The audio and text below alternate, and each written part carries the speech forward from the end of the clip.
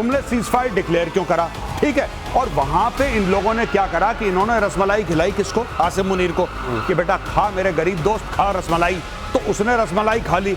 अब क्या हुआ है, जैसे सर ने बोला था कि पाकिस्तान में मुनीर के खिलाफ जो प्रदर्शन हो रहा है, इन्होंने पता है आपको क्या करा है दिनेश, इन्होंने ऐसी खूबसूरत बात करी है कि मुनीर चुप, माफी मांगने के लिए उन्होंने शहबाज शरीफ रखा हुआ है। ये कैसा युद्ध विराम है मेजर गौरव आर्य? ये युद्ध विराम नहीं है, ये this is something that Trump has decided. Trump ने खुद फैसला कर दिया कि युद्ध विराम हो गया, युद्ध विराम हो गया। ना इसको इजराइल मान रहा, ना इसको ईरान मान रहा है। तो मुझे ऐसा लगता है कि ये ट्रंप की जो दगा का हैट्रिक है, ये ट्रंप की धोखेधड़ी का हैट्रिक है। पहले स्टीव विटकॉफ वाला कि ओमान में संडे को प्रोग्राम होना है बातचीत करने वाला, फ्राइडे को बमबारी शुरू हो जाती है। नंबर 2 जो डोनाल्ड ट्रंप कहता है कि अभी 2 हफ्ते हैं, चिंता मत करो 2 हफ्ते हैं, चौथे दिन फिर अटैक हो जाता है। अब इसने सीज फायर के चलते फिर तीसरा वाला वार करा है, मुझे लगता है दिनेश ये बात। और इसके फौरन बाद ये चिल्लाएंगे कि नोबेल दिलाओ, कोई मेरे को नॉमिनेट करो, और फिर कह देंगे मैं इतना सारा शांति का काम कर रहा हूं लेकिन उसके बावजूद मुझको नोबेल नहीं मिलता। ये सब कुछ ये नोबेल के लिए कर रहे हैं। नोबेल वाला चक्कर ऐसा हो गया जिसके चक्कर में मुनीर फंस गया। हाँ उसने कहा इनको नोबेल दे दीजिए। हाँ? अब उसके खिलाफ उसके देश में झंडे चल रहे हैं। हाँ, तो वहां ये गद्दार निकला। थोड़ा तो इंतजार करते, नमक खाते ही नोबेल चिल्लाने लगे। इसीलिए कहते हैं धैर्य रखिए, धैर्य रखिए। देखिए क्या हो रहा है, और खास तौर से इनके साथ एक और थोड़ा टाइम है तो बताइए। हाँ, बताइए। एक मैडमैन थ्योरी है। हाँ। मैडमैन थ्योरी का ट्रंप के साथ है मैडमैन थ्योरी, ध्यान से सुनिए। हाँ। मैडमैन थ्योरी ये किसने की थी? निकोला मैकियावेली ने। अच्छा। उसने ये लिखा था 1817 में। हाँ। कि ऐसे कुछ लीडर्स होते हैं जो अपना ऐसा हिसाब बनाते हैं कि वो आपको समझ में नहीं आता कि ये क्या करेंगे। तो फिर क्या मतलब आप इनको मैडमैन कह रहे हैं तो किम जोंग उन नाराज हो जाएंगे। देखिए वो कम नाराज हो, वो किम जोंग जो कहते हैं मैं चलाऊंगा आसपास से निकलती है, लेकिन किया कुछ नहीं उन्होंने। अच्छा। अब आप इनको देखिए, उसमें आते थे क्रुश्चेव। क्रुश्चेव जब लिबियन क्राइसिस, जब वो वहां वाली क्राइसिस हुई थी, इन्होंने वहां जाके रख दिया था। तो इन्होंने कहा कि हम टर्की में रख देंगे। तो कैसे माने कैनेडी ऐसे माने, उनका क्रुश्चेव कुछ पागल टाइप का आदमी है, तो डर गए। अब ये डरा रहा है सबको, उसी तरह ये भी डरा रहा है। कल मेजर गौरव आर्य एक बहुत अच्छी बात कह रहे थे कि सड़क पर एक पागल चला जा रहा है जिसके हाथ में ईंट है, वही है वो वाला ईंट वाला आदमी मैडमैन थ्योरी बताएंगे। और अच्छे से ट्रंप के हाथ में ईंट है क्या इस समय? ये सीज फायर वाली ईंट है। कौन सी ईंट है? सीज फायर उल्लंघन से बौखला गए ट्रंप। ईरान इजराइल दोनों ने किया उल्लंघन, ट्रंप ने कहा। इजराइल से नाखुश, ईरान से भी खुश नहीं, ट्रंप ने कहा। ईरान के एटमी साइट्स पूरी तरह से नष्ट हो गए, ट्रंप ने कहा। इजराइल का हथियार निकालना पसंद नहीं आया, ट्रंप ने कहा। ट्रंप ने कहा है कि सभी से शांति की अपील करते हैं। तो ट्रंप जब कहें हथियार निकालो तो आप हथियार निकाल लीजिए। ट्रंप जब कहें चलो म्यान में डाल दो वापस तलवारें, तो आप म्यान में डाल दीजिए, और उसके अतिरिक्त आप कोई हिमाकत मत कीजिए, वरना ट्रंप नाराज हो जाएंगे। नहीं, एक और बात मुझे समझ में नहीं आई। अभी मैंने खबर पढ़ी है, पता नहीं हमारे रनडाउन में है वो कि नहीं है, कि 400 किलो एनरिच्ड यूरेनियम गायब है। गायब है वो? हाँ, बिल्कुल सही। 400 किलो एनरिच्ड यूरेनियम गायब है ईरान से, किसी को नहीं पता वो गया कहां पे। अब यही मैं कहता हूं, जल्दबाजी का नतीजा यही होता है। लड़ाई शुरू करो, अरे बंद कर दो, इसको शुरू करो, इसको, अरे तुम्हारा काम ही खत्म नहीं हुआ तो बंद क्यों करी? तुमने सीज फायर डिक्लेयर क्यों करा, ठीक है। और वहां पे इन लोगों ने क्या करा कि इन्होंने रसमलाई खिलाई किसको, आसिम मुनीर को, कि बेटा खा मेरे गरीब दोस्त, खा रसमलाई। तो उसने रसमलाई खा ली। अब क्या हुआ है, जैसे सर ने बोला था कि पाकिस्तान में मुनीर के खिलाफ जो प्रदर्शन हो रहा है, इन्होंने पता है आपको क्या करा है दिनेश, इन्होंने ऐसी खूबसूरत बात करी है कि मुनीर चुप है, माफी मांगने के लिए उन्होंने शहबाज शरीफ रखा हुआ है। एक आदमी रखा हुआ है कि भाई तू माफी मांगेगा, तुझे हम प्रधानमंत्री बोल देंगे, तू माफी मांगेगा। सारे कांड जितने भी बुरे काम हैं वो करे आसिम मुनीर, माफी मांगे शहबाज शरीफ। ये वहां पे गेम चल रहा है। तुझे हम प्रधानमंत्री बोल देंगे, जहां बोले वहां आके माफी मांग लेना, जिम्मेदारियां ले लेना, बाकी तो हम संभाल ही रहे हैं देश को।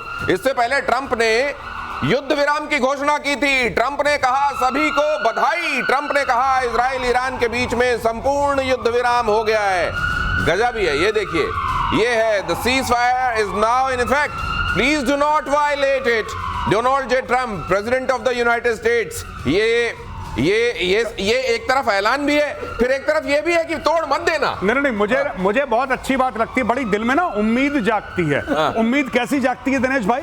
उम्मीद ऐसी जागती है कि यार president of the United states होने के लिए सिर्फ एक ट्विटर हैंडल चाहिए, अगर वो है तो 90% चीजें आपकी ठीक हो गई हैं। इसमें पॉलिसी का भाड़ में पॉलिसी बाद में देख लेंगे। ट्विटर हैंडल तुम्हारे पास भी है। सोच रहा हूं सर मैं भी अप्लाई कर दूं president of the United states में। मतलब बहुत सारी चीजें अगर अब इसी तरीके से सोशल प्लेटफॉर्म में होने वाली हैं, बहुत सारा सरकारी काम भी यहीं पे कई जगहों पे देखा जा रहा है, चल रहा है, और यहीं से अगर प्रेसिडेंट ऑफ यूनाइटेड स्टेट्स भी अपना ऑफिस चला रहे हैं तो फिर ये बस एक्स की जरूरत है। दिनेश एक बात समझ, नाम लिखना क्यों पड़ रहा है?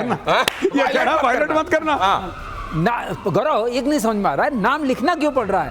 Donald J Trump, president of the United states, पूरा नेम प्लेट पता ही नहीं है, नेम प्लेट लगा दिया उन्होंने। आप भूल ना जाएं सर, आप हल्के में ना लें उसको, इसीलिए मैडमैन ना आप कहने लगे, नाम से ही जाने, डेजिग्नेशन से ही पहचाने, इसके लिए किया जा रहा है। और साथ में ये भी कहा जा रहा है कि हो गया है, लेकिन तोड़ मत देना, सुनो, तोड़ मत देना। ऑफिस से आया बयान, लाइक अ लायन के सभी टारगेट पूरे हुए, शेर की तरह सभी ऑब्जेक्टिव अचीव। अगर युद्ध विराम का कोई उल्लंघन होता है तो इजराइल कड़ी कार्रवाई करेगा। नेतन्याहू ने बुलाई बेहद अहम बैठक, रक्षा मंत्री, सेना प्रमुख और मोसाद चीफ हुए शामिल। ये इन्होंने पहले नहीं सुनी थी नेतन्याहू ने। नेतन्याहू को ट्रंप ने कहा था थोड़ा रुक के हल्का हाथ रख के चलना, उन्होंने तब नहीं सुना, उन्होंने अपना टाइम देखा और कर दिया काम। लेकिन उन्होंने एक बात कही, और बहुत अच्छे से कही, क्योंकि ट्रंप ने एक बात उनकी की ना, बम मारे। इन्होंने कहा देखिए जब तक वो नहीं करते हैं हम नहीं करेंगे, क्योंकि इसको नेतन्याहू को पता था वो कुछ न कुछ करेंगे। अब लीजिए। लेकिन ये अजीब स्थिति है, उधर उसको कह रहे हैं कि सीज फायर तोड़ दिया, ईरान ने देखो मिसाइलें मार दी, कतर पे भी मार दिया, वो कह रहा है नहीं मैंने नहीं मारी, किसने कह दिया मैंने मारी है? तो इस तरीके से मतलब वो तो सीज फायर पे, तो ट्रंप कह रहा है अच्छा तुमने नहीं मारी, तब तो तुम सीज फायर पे टिके हुए हो यार, तो फिर इजराइल ही गलत कर रही है। गजब स्थिति चल रही है। बिल्कुल, और मैं आपको बता रहा हूं ट्रंप इतना डेस्परेट है नोबेल प्राइज के लिए, वो कह रहा है कि नहीं बस मुझे दे दो। अच्छा इसको अगर मैं तो कहता हूं कि एक नोबेल प्राइज की कॉपी बना के, खाका बना के इसको पकड़ा दो कि सर आप इसी को मानिए नोबेल प्राइज, ये बिना लिए मानेगा नहीं है। मैं आपको बता, ये बिना लिए मानेगा नहीं। ट्रंप लेकर मानेगा नोबेल प्राइज, चाहे उसको 10 लड़ाइयां शुरू करके सीज फायर करवाना पड़े। ये फालतू में शुरू करेगा, फिर सीज फायर शुरू करेगा, सीज फायर की कोई दे दो, इसको पकड़ते तभी चुप रहेगा। जब 80 साल की उम्र के करीब पहुंच के ये बच्चों वाला हट कि जैसे उसके मुंह में अगर दूध की बोतल डाल दो तो ही चुप होगा, नहीं तो वो रोता रहेगा वाली बात गजब है। अगली खबर देखिए कि सीज फायर को लेकर ईरान के विदेश मंत्री का बयान, हमारी फोर्स आखिरी मिनट तक इजराइल को सजा देगी, सभी ईरानियों के साथ जांबाज सशस्त्र बलों का आभार, ईरान खून की आखिरी बूंद तक लड़ेगा, हमारे सैनिक देश की रक्षा के लिए तैयार, दुश्मन के हमले का आखिरी क्षण तक जवाब दिया जाएगा। खामेनेई ने तो यह भी कह दिया कि हमने जंग जीत ली, हम शिकस्त खाने वाली कौम ही नहीं। बस कहानी खत्म। यही चीज तो पाकिस्तानी कहते हैं। आप पाकिस्तानियों को जितना भी मारिए, वो कहते हैं हम जज्बे वाली कौम है, हम हार ही नहीं सकते। अब इसके देखिए, ये तो ऐसा लॉजिक आपने दे दिया बेसर पैर का, कोई कुछ कह ही नहीं सकता। इनको देखिए कितना, इनके न्यूक्लियर तबाह कर दिए, इनके जितने भी लॉन्चर थे वो तबाह कर दिए, इनकी बैलिस्टिक मिसाइल्स के जो मैन्युफैक्चरिंग यूनिट्स थी वो तबाह कर दी, इनके पूरे फर्स्ट लाइन जो थे खामेनेई के नीचे उनको मार दिया, इनके सारे हेडक्वार्टर तबाह कर दिए, लेकिन जंग ये जीत गए। जंग ये जीत गए। और साइंटिस्ट भी मार दिए। साइंटिस्ट तो पहले ही निपटा दिए थे, कुछ और मार दिए, सब कुछ खत्म कर दिया, लेकिन जंग ये जीत गए। ये पाकिस्तान वाला मामला है सर, ये दूसरा पाकिस्तान वाला मामला है। एयर मार्शल श्रीवास्तव, इसमें एक और चीज, इसमें बिल्कुल उसी तरीके से जैसे यहाँ राफेल को लेकर दावे किए जा रहे थे ना, वो कह रहे हैं हमने B2 मार दिया, और कुछ पता नहीं निकाल के भी लाए कहीं से जिसमें मिसाइलें जाके पीछा कर रही हैं और B2 को उड़ा रही हैं। ये इन्होंने कहा, ये पूरा एकदम वही केस है। जब ईरान के ऊपर हमला हुआ तो खामेनेई ने डायरेक्टली फोन करा आसिम मुनीर को और बोला मुन्नू भाई एक बात बताओ, अब क्या करना चाहिए? कह रहा कुछ नहीं, मार पड़ेगी, उसके बाद कपड़े अपने झाड़ना, बोलना मैं जीत गया बस, और ट्विटर पे लग जाना तुम मीम डालने, जीत गया जीत गया जीत गया। कह रहा हमने ऑपरेशन सिंदूर में यही काम करा था, हमने इतनी मार खाई, सुझा दिया मुंह मार मार के मोदी ने, लेकिन हमने बोला कि हम जीत गए, तुम भी यही करो। और सुना है कि उसके बाद ये भी पूछा गया कि ये बताओ वो कैसे छिपाएंगे सैटेलाइट से, वो जो इतने बड़े बड़े छेद हो गए। बोला तिरपाल डाल दो। तिरपाल की टेक्नोलॉजी तो पाकिस्तान के पास है भाई, वो सीक्रेट टेक्नोलॉजी, ये सीक्रेट टेक्नोलॉजी है, बाहर नहीं जानी चाहिए। पाकिस्तान में कहा गया, खामेनेई ने इजराइल को फिर से दी धमकी, ईरान आत्मसमर्पण करने वाला राष्ट्र नहीं है। खामेनेई ने कहा हम किसी के आगे नहीं झुकेंगे, हम ऐसी कौम नहीं जो किसी के आगे झुक जाएं। खामेनेई की तरफ से जो ट्वीट है देख लीजिए, those who know the Iranian people and their history know that the Iranian nation isn't nation that surrenders। ये लीजिए, ये चूरन बेच रहा है। मैंने इस ताऊ को पहले भी बोला था ट्वीट करके कि तुम ट्वीट मत करो, और मैंने बोला था यहूदी देख रहा है तुम्हें, इजरायली देख रहा है, तुम्हारा लोकेशन पता लग जाएगा मोबाइल पे, उसी के ऊपर मारेगा मिसाइल, मोबाइल के ऊपर आके लगेगी।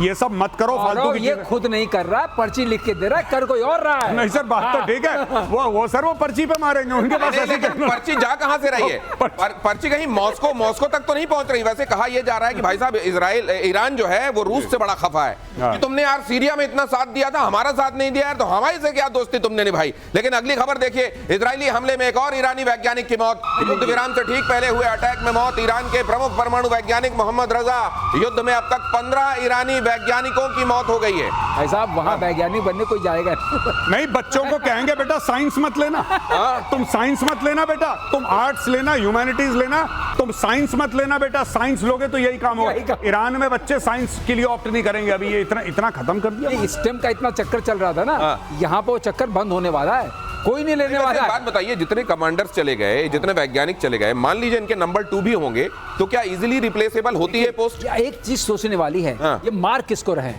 IRGC जो इन्होंने लेयर बनाई थी, जो SS टाइप थी, वो पूरे कमांडर वाले, उनके कमांडर्स को मार रहे हैं। जो रेगुलर फोर्स वाले तो बेचारे जिंदा हैं, और मार रहे हैं इनके सीक्रेट साइंटिस्ट को, और जो सीक्रेट पुलिस है। नहीं सर, एक और खबर आई है कि अब तो मोसाद फोन कर रहा है इनको, जो बच गए उनको फोन कर रहा है कि सुन, अब तुरंत निकल, वीडियो बना, दिखा कि तू निकल गया है, और पहले खामेनेई को उल्टा पुल्टा बोल, नहीं तो अगले 24 घंटे में तेरा काम भी हो जाएगा। हाँ, वो मैंने भी वीडियो रिकॉर्डिंग सुनी, वो उसका ऑडियो रिकॉर्डिंग है। वो मोसाद का एजेंट फोन कर रहा है इनके, आई थिंक किसी मंत्री को या जनरल को, किसी को फोन कर रहा है और कह रहा है कि भैया 24 घंटे के अंदर ईरान से निकलो, हमें पता है तुम कहां रहते हो, हम तुम्हें निपटा देंगे, और ये तुम्हें 3 काम करने हैं, निकलने से पहले निकलो, हमें प्रूफ दो, सबूत दो कि तुम निकल गए हो, तब तुम बच पाओगे, निकलो यहां से। अच्छा, वो भी बड़ी सीरियसली बात कर रहा है। अच्छा भैया कैसे निकलना है, ये निकलना है, ये पूछ रहा है उससे कैसे निकलना है, ये भी बता दो हमें। और ये एक बात और देखिए, वो जो एक मैडम हसीना यहाँ पे आई थी और यहाँ के सबकी कुंडली बना के ले गई हैं। आप ये भी देखिए, बड़ा धर्म की बातें करने वाली ये जो कंट्रीज हैं, क्या ये धर्म की राह पर चलते हैं? अगर धर्म की राह पर चलते और दूसरी किसी पराई वाले पर निगाह न डालते तो ये हालत होती क्या ईरान की? ईरान के विदेश मंत्री सैयद अब्बास का बयान। अगली खबर, युद्ध की शुरुआत इजराइल ने की, फिलहाल सैन्य कार्रवाई को रोकने पर कोई समझौता नहीं। सैन्य कार्रवाई को रोकने का अंतिम निर्णय बाद गजब के सुर निकल रहे हैं यहाँ। एक, सीज फायर हमने किया ही नहीं है। दूसरा, हम सीज फायर क्यों, उन्होंने मारा तो वो सीज फायर, वो मारना बंद करेंगे तो सीज फायर हो जाएगा। 7 अक्टूबर किसने किया? हाँ, 7 अक्टूबर किसने किया? वो तो हमास ने किया, हमारा तो कोई लेना देना नहीं है। हिजबुल्लाह ने क्यों रॉकेट मारे? वो हमारा कोई लेना देना नहीं। ड्रोन हुती ने क्यों फेंका? और हमारा कोई लेना देना नहीं। इसीलिए दुनिया ये डर रही थी कि एक दिन ये परमाणु मार के भी यही कहेंगे कि ये तो हुती ने मारा होगा, हिजबुल्लाह ने मारा होगा, हमारा तो कोई लेना देना। इसी बात से डर रही थी दुनिया। मैं कह रहा हूं ट्रंप को नोबेल प्राइज देके टंटा काटो और अपना लड़ाई शुरू करो दोबारा।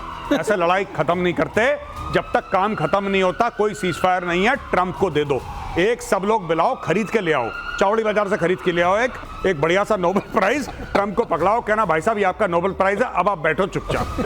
क्योंकि देखिए 400 किलो एनरिच्ड यूरेनियम गायब है। On a serious note, 400 kilo, उससे कितने सारे परमाणु बम बन सकते हैं, वो कहां है किसी को पता नहीं।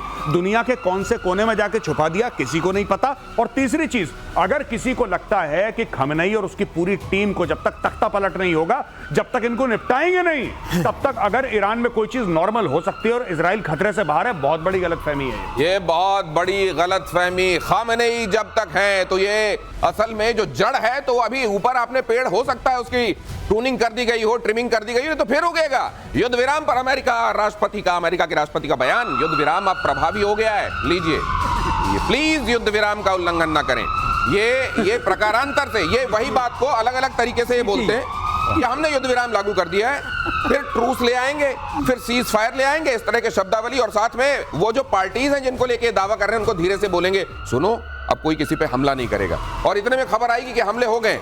दिनेश प्लीज पर नोट करिए, प्लीज प्लीज प्लीज। पहली बार ट्रम्प ने प्लीज कहा था, और उससे पहले क्या था?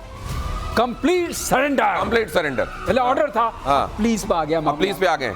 थोड़ी देर में और हाथ जुड़े हुए आएंगे इस टाइप से, और प्लीज मेरे नोबेल का ख्याल रखो यार, ऐसे मत करो। अगली खबर देखिए, कतर ने फिर खोला अपना स्पेस। ईरान और इजराइल में युद्ध विराम के बाद खोला है स्पेस। ईरान ने कतर की राजधानी दोहा में स्थित अमेरिकी बेस पर मिसाइल से हमला किया था, जिसके बाद कतर ने अपना स्पेस बंद कर दिया था। कतर में अमेरिकी सैन्य बेस अब भी हाई अलर्ट पर।